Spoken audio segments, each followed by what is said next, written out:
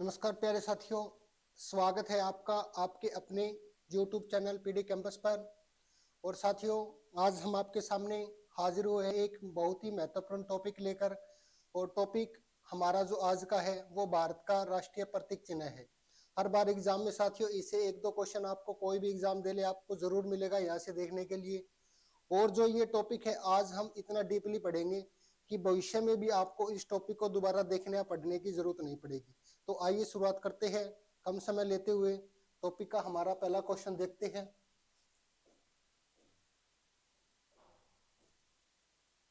और देखिए साथियों, पहला क्वेश्चन है राष्ट्रीय दिवस, यानी कि भारत के राष्ट्रीय दिवस। साथियों, मैं आपको बताना देना चाहता हूं कि भारत में मुख्य रूप से 3 राष्ट्रीय दिवस है। पहला है स्वतंत्रता दिवस, गणतंत्र दिवस, और तीसरा है अपने महात्मा गांधी जी की जयंती। यानी कि 3 दिवस भारत में राष्ट्रीय दिवस के रूप में मनाए जाते हैं। देखते हैं सबसे पहला 26 जनवरी। 26 जनवरी को भारत के अंदर गणतंत्र दिवस मनाया जाता है। गणतंत्र दिवस यानी कि भारत का जो संविधान है वो 26 जनवरी 1950 को लागू हुआ था। और इसी के उपलक्ष्य में जो दिवस मनाया जाता है वो कौन सा दिवस रहेगा? हमारा गणतंत्र दिवस। दूसरा है 15 अगस्त। 15 अगस्त को जो भारत है ब्रिटिश साम्राज्य से आजाद हुआ था। और इसी के उपलक्ष्य में भारत में 15 अगस्त को कौन सा दिवस मनाया जाता है? स्वतंत्रता दिवस। स्वतंत्रता दिवस अगर आपसे पूछे कब मनाया जाता है तो 15 अगस्त को मनाया जाता है। क्यों मनाया जाता है? क्योंकि 15 अगस्त को भारत ब्रिटिश साम्राज्य से आजाद हुआ था। तीसरा जो हमारा राष्ट्रीय दिवस है वो है 2 अक्टूबर, जो गांधी जयंती के अवसर पर मनाया जाता है। यानी कि इस दिन भारत के जो राष्ट्रपिता थे मोहनदास करमचंद गांधी, उनका जन्म हुआ था। और 2 अक्टूबर को गांधी जयंती के रूप में भारत का तीसरा राष्ट्रीय दिवस मनाया जाता है। आइए अगला देखते हैं हमारा क्वेश्चन। देखिए आगे दिया गया है राष्ट्रीय खेल, भारत का राष्ट्रीय खेल। साथियों, जो भारत का राष्ट्रीय खेल है वो खेल है हमारा हॉकी। भारत का राष्ट्रीय खेल कौन सा रहेगा? हॉकी। भारत का राष्ट्रीय खेल चुना जाने से पहले हॉकी बहुत लोकप्रिय खेल था, क्योंकि जब भारत का राष्ट्रीय खेल हॉकी को चुना गया उस समय जो हॉकी है ये बहुत ही लोकप्रिय खेल बन चुका था।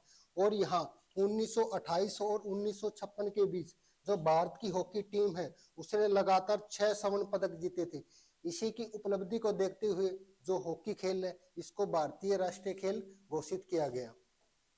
और जो 1928 से 56 का बीच का जो समय था ये स्वर्णिम युग था, क्योंकि इस समय के बीच भारत ने लगातार 6 ओलंपिक खेलों में स्वर्ण पदक जीते थे। आइए आगे देखते हैं अगला।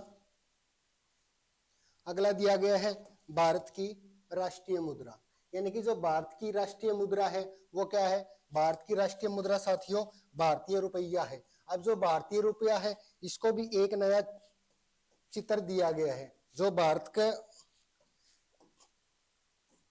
की जो करेंसी है उसको वर्तमान में एक नया चित्र दिया गया है, और वो ये हमारा चित्र है भारतीय रुपये का जो चित्र। ये साथियों जो चित्र लिया गया है ये चित्र मुख्य रूप से 3 चीजों से लिया गया है।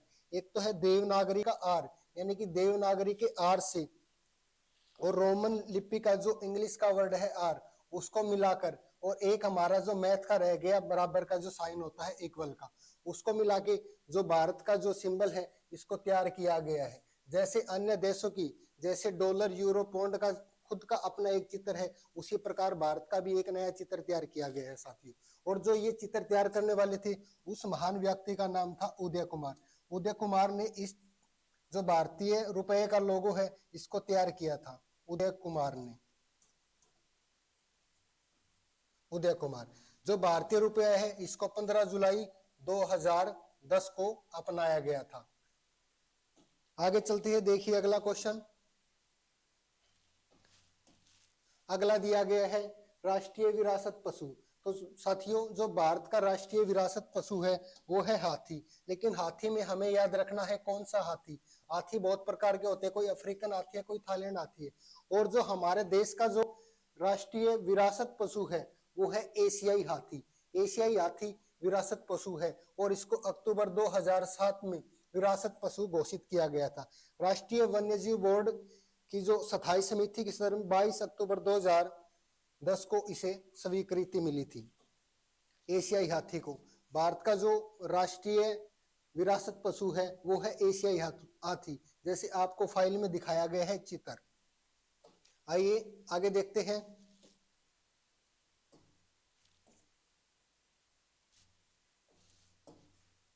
अगला है देखिए राष्ट्रीय जलीय जीव। भारत का जो राष्ट्रीय जलीय जीव है साथियों वो है गंगा डॉल्फिन। आपने ये जरूर देखी होगी गंगा डॉल्फिन।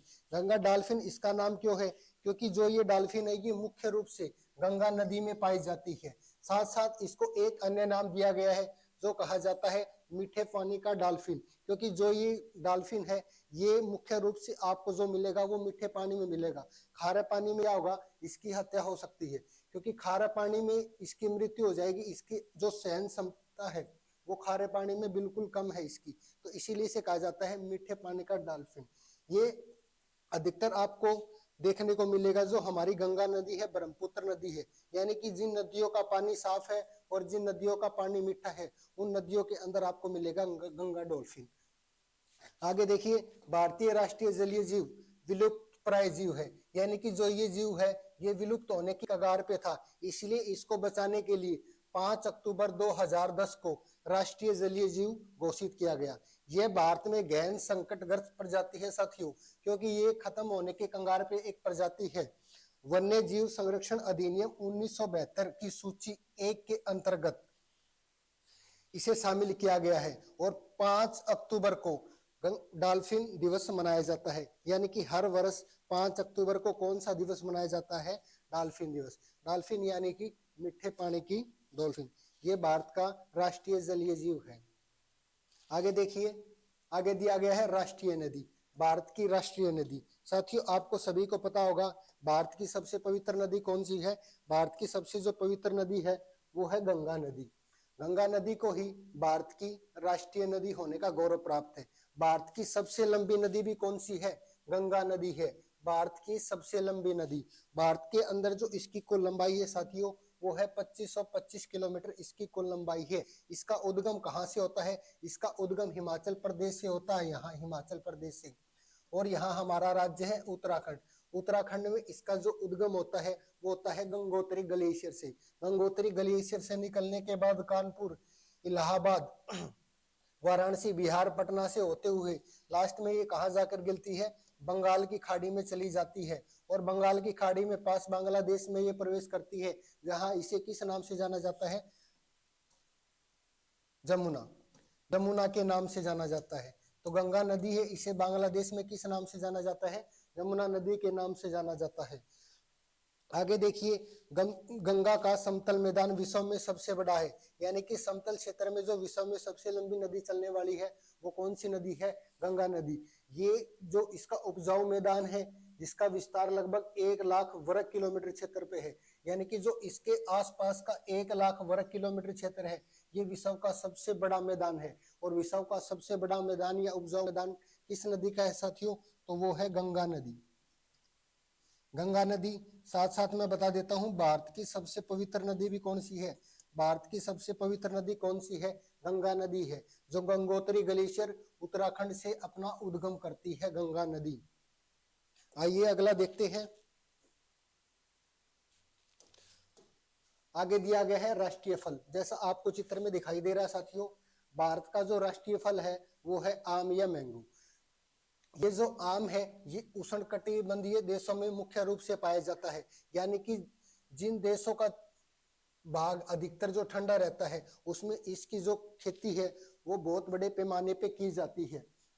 आगे देखिए भारत में आम अनादिकाल से प्रचलित है, यानी कि प्राचीन समय से ही भारत के अंदर जो प्रमुख हमारा फल है वो आम परिचित है। उसके बाद आगे देखिए अलेक्जेंडर एवं चीनी यात्री हेंसोंग ने इसका स्वाद चखा है, यानी कि जब भारत के अंदर चीनी यात्री हेंसोंग और अलेक्जेंडर ये आए थे तो इन्होंने इसका स्वाद चखा था और इसको खूब सराहा था। उसके बाद एक मुगल बादशाह थे अकबर। अकबर ने एक दरभंगा बिहार के अंदर 10,000 आम के पेड़ लगवाए थे, जिसको क्या क्या कहा गया? लखी बाग। तो लखी बाग अगर आपसे पूछा जाए कहाँ है तो बिहार में है। लखी बाग का निर्माण किसने करवाया? यहाँ आम के पेड़ किसने लगवाए? तो मुगल बादशाह अकबर ने आम के पेड़ लगवाए थे। आगे चलिए। आगे दिया गया है राष्ट्रीय वृक्ष। जैसा आपको चित्र में दिखाई दे रहा है कि जो भारत का राष्ट्रीय वृक्ष है साथियों, वो है बरगद, यानी कि बरगद का वृक्ष। और ये वृक्ष है, ये सदा अमर रहता है, अमर रहने वाला वृक्ष ही कौन सा है? बरगद का वृक्ष है। राष्ट्रीय वृक्ष के रूप में अपनाया गया है, जिसकी शाखाएं बड़े बड़े क्षेत्रों में जड़ों की तरह प्रतिरोपित हो जाती है। प्रतिरोपित यानी कि जो इसकी जड़ें है, ये दोबारा नीचे आके एक जड़ का रूप ले लेती है। इसलिए जो पौधा है ये हमेशा अमर रहता है, इसकी कभी मृत्यु ना हो, वो क्या होगा? अमर होगा। ये जो दोबारा इसकी जो जड़ें निकलती है, ये एक जड़ का निर्माण करके इसको दोबारा ऊर्जा देने का कार्य करती है साथियों। चलिए आगे देखते हैं। आगे दिया गया है राष्ट्रीय पुष्प। जैसा आपको दिखाई दे रहा है सफेद कलर में, राष्ट्रीय फूल। भारत का जो राष्ट्रीय पुष्प या फूल है वो क्या है साथियों? वो है कमल का फूल। भारत का राष्ट्रीय पुष्प है। यह एक पवित्र पुष्प है और इसकी पवित्रता के कारण ही इसको भारत का राष्ट्रीय पुष्प घोषित किया गया है। भारतीय कला और पौराणिक साहित्य में इसका बहुत महत्वपूर्ण देखने को मिलता है साथियों। और साथ साथ जो हरियाणा और कर्नाटक राज्य है, इन दोनों राज्यों का भी जो राजकीय फूल है वो कौन सा है? कमल का फूल है। आज भारत के अंदर जो सबसे बड़ी पार्टी है कौन सी है? भारतीय जनता पार्टी। भारतीय जनता पार्टी का भी क्या है? चुनाव चिन्ह, वो भी कमल का ही फूल है। प्राचीन समय से इस फूल ने हर पवित्र जगह में अपना स्थान लिया है। इसी कारण इसको जो भारत का राष्ट्रीय पुष्प है वो होने का गौरव प्राप्त है साथियों। आगे देखते हैं अगला क्वेश्चन साथियों हमारा। आगे देखिए दिया गया है भारत का राष्ट्रीय पक्षी। भारत का राष्ट्रीय पक्षी आपको अच्छे से जानते होंगे कि भारत का जो राष्ट्रीय पक्षी है वो क्या है? मोर या मयूर है। भारतीय मयूर भारत का राष्ट्रीय पक्षी है। ये जो पक्षी है ये हंस के आकार का होता है। इसके रंग बिरंगे, पक्षी की गर्दन लंबी व आंख के नीचे सफेद निशान होता है साथियों। जैसे आपको दिखाई दे रहा है, ये नीचे आंख के नीचे क्या है? सफेद निशान है। मयूर भारतीय उपमहाद्वीप में सिंधु नदी के दक्षिण भाग और पूर्व से लेकर जम्मू कश्मीर, असम, पूर्व मिजोरम के दक्षिण तक पूरे भारत में प्रायद्वीपीय व्यापक रूप से पाया जाता है। यानी कि अगर आप भारत के किसी भी कोने में देखोगे तो आपको मयूर अवश्य देखने को मिलेगा।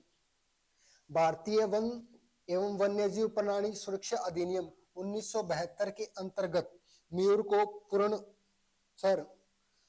संरक्षण प्राप्त है। यानी कि पूर्ण संरक्षण का मतलब है कि आप इस जीव को कोई भी हानि नहीं पहुंचा सकती। अगर आप इसको कोई हानि पहुंचाओगे तो आपको जेल जाना पड़ेगा। यानी कि इसीलिए 1972 के अंतर्गत मयूर को पूर्ण संरक्षण प्राप्त किया गया है। आइए अगला देखते हैं राष्ट्रीय पशु। जैसा आपको चित्र में दिखाई दे रहा है, भारत का जो राष्ट्रीय पशु है वो है साथियों बाघ। भारत का राष्ट्रीय पशु, जिसको अपनी शालीनता, दृढ़ता और फुर्ती और अपार शक्ति के लिए राष्ट्रीय पशु कहलाने का गौरव प्राप्त है। यानी कि इसकी अंदर जो फुर्ती है, दृढ़ता है और शालीनता है, इसको देखते हुए इसे भारत का जो राष्ट्रीय पशु है वो घोषित किया गया है। आगे देखते हैं, देश में बाघों की घटती हुई जनसंख्या की प्रवृत्ति को रोकने के लिए भारत के अंदर एक टाइगर परियोजना लाई गई थी, जिसका मुख्य उद्देश्य क्या था? भारत के अंदर जो टाइगर है उनकी रक्षा करना, सुरक्षा करना। क्योंकि भारत में टाइगरों की जो जनसंख्या है दिन प्रतिदिन घटती जा रही थी, इसलिए 1973 में बाघ परियोजना लाई गई। इसके अंतर्गत देश में बहुत सारे अभियान स्थापित किए गए क्योंकि बाघों का संरक्षण किया जा सके। और अगर आज के समय बात करें भारत में सबसे अधिक बाघ किस राज्य में है, तो साथियों वो है मध्य प्रदेश में। भारत के बिल्कुल बीच का प्रदेश कौन सा है?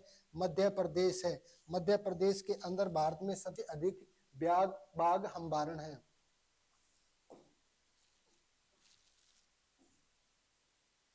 आगे देखिए भारत का राष्ट्रीय गीत।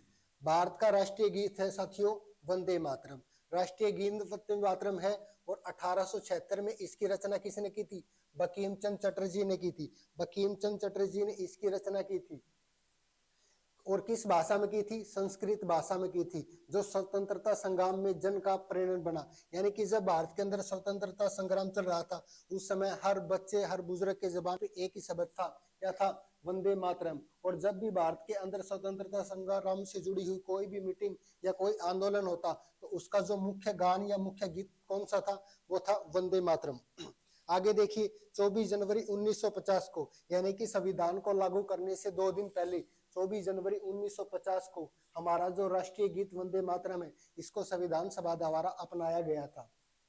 इससे पहले देखिए, पहली बार 1896 में भारतीय राष्ट्रीय कांग्रेस का जो 12वां अधिवेशन था कोलकाता के अंदर, वहां इसे गाया गया था। और उस समय जो भारत की राजधानी थी साथियों, वो कौन सी थी? कोलकाता थी, क्योंकि उस समय भारत की राजधानी कोलकाता होती थी। और कोलकाता में प्रथम जो 12वां अधिवेशन था कांग्रेस का, उस अधिवेशन में इसे गाया गया था। आगे देखिए, भारत का राष्ट्रीय गान। भारत का जो राष्ट्रीय गान है साथियों, आपने अच्छे से सुना होगा और गाया होगा। भारत का राष्ट्रीय गान है जनगण मन अधिनायक जय हे। जो ये जनगण मन भारत का राष्ट्रीय गान है, इसको जो लिखने का कार्य किया था साथियों, वो किया था रविंद्रनाथ टैगोर द्वारा। जो ये लिखा गया था, ये मूलत बांग्ला भाषा में लिखा गया था। यानी कि एक पुस्तक थी रविंद्रनाथ टैगोर की, जिस पुस्तक का नाम था गीतांजलि। गीतांजलि पुस्तक में ही हमारा राष्ट्रीय गान लिखा गया था, उसमें से इसको लिया गया है। 24 जनवरी 1950 को संविधान लागू होने से 2 दिन पहले भारतीय संविधान सभा द्वारा इसे अपनाया गया। यह सर्वप्रथम 27 दिसंबर 1911 को भारतीय राष्ट्रीय कांग्रेस का 26वां अधिवेशन था और भारत की पुरानी राजधानी कोलकाता के अंदर ये अधिवेशन था साथियों। इस अधिवेशन के अंदर सर्वप्रथम इसे गाया गया था। राष्ट्रीय गान के गायन की जो समय अवधि होती है, आप अच्छे से जानते हो, 52 सेकंड की होती है। अगर हमें ये जल्दी में गाना हो साथियों, तो 20 सेकंड की इसकी समय अवधि होती है। राष्ट्रीय गान के रचयिता कौन थे? रविंद्रनाथ टैगोर थे। इसने भारत का राष्ट्रीय गान लिखने के साथ साथ बांग्लादेश का राष्ट्रीय गान भी इन्होंने ही लिखा था। भारत में सर्वप्रथम व्यक्ति थे जिन्हें नोबेल पुरस्कार मिला था साथियों। नोबेल पुरस्कार पाने वाले प्रथम भारतीय कौन थे? रविंद्रनाथ टैगोर थे साथियों।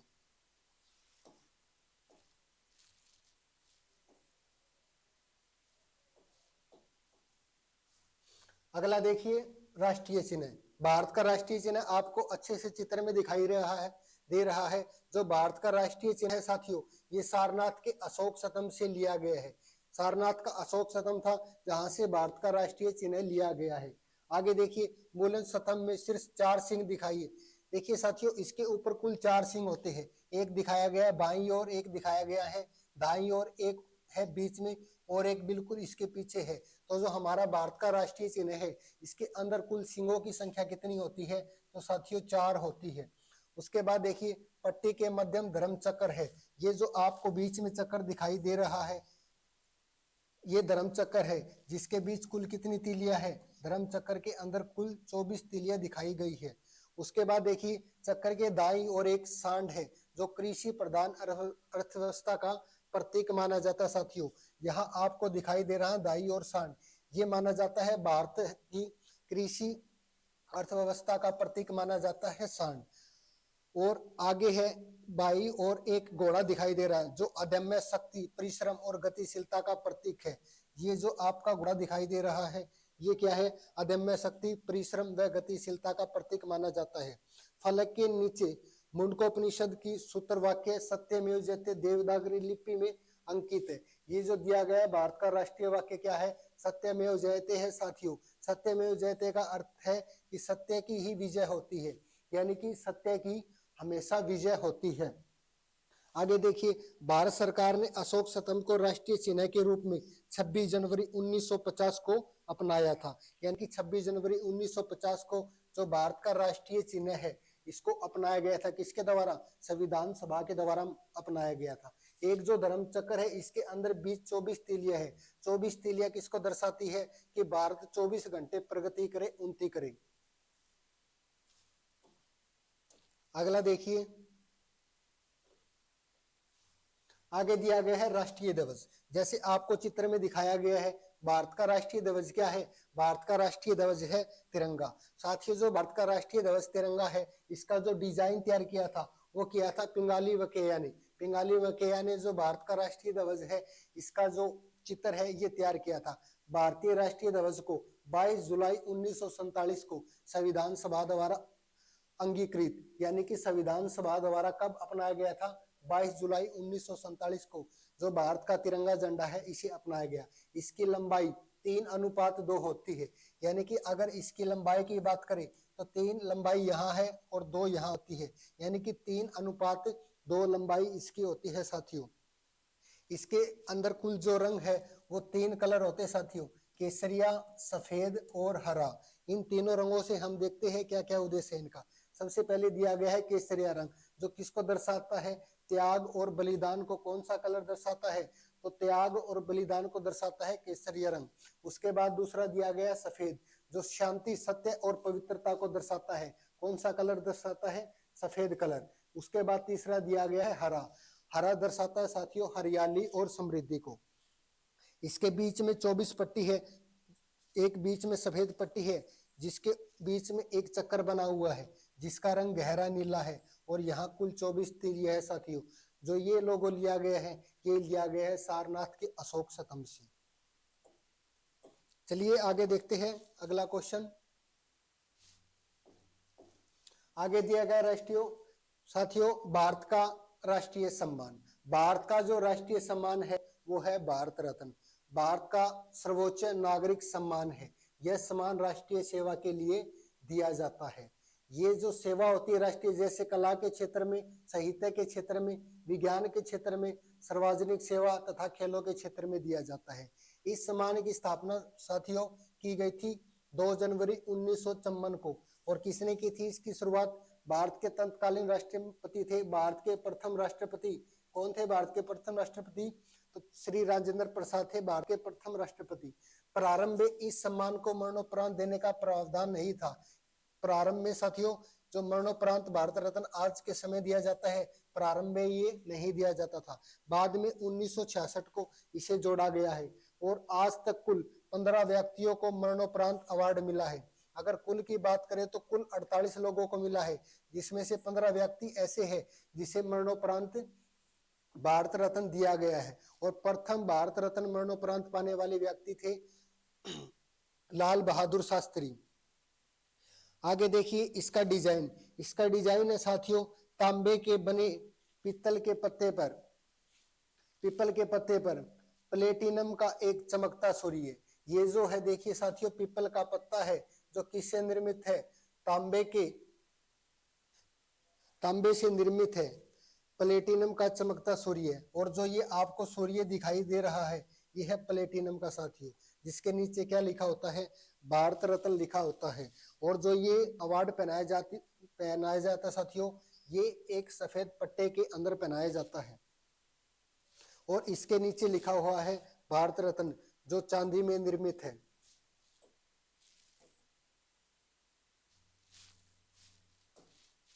आगे देखिए साथियों भारत की राष्ट्रीय मिठाई। भारत की जो राष्ट्रीय मिठाई है वो है साथियों जलेबी। भारतीय उपमहाद्वीप में मध्य पूर्व का एक लोकप्रिय व्यंजन है। यह कुंडलाकार की होती है साथियों, यानी कि ये गोल आकार की होती है, और इसका स्वाद है वो कैसा होता है? इसका स्वाद मीठा होता है। स्वाद मीठा होता है। और भारत की जो राष्ट्रीय मिठाई है वो क्या है साथियों? जलेबी है। भारत बांग्लादेश पाकिस्तान ईरान के साथ समस्त अरब देशों में भी है जानी पहचानी जाती है। सामान्य रूप से जो जलेबी है ये सादी ही बनाई जाती है, लेकिन जो अधिकतम है साथियों छेना व खोया जलेबी को भी लोग बड़े चाव से खाते हैं। जलेबी भारत की राष्ट्रीय मिठाई है।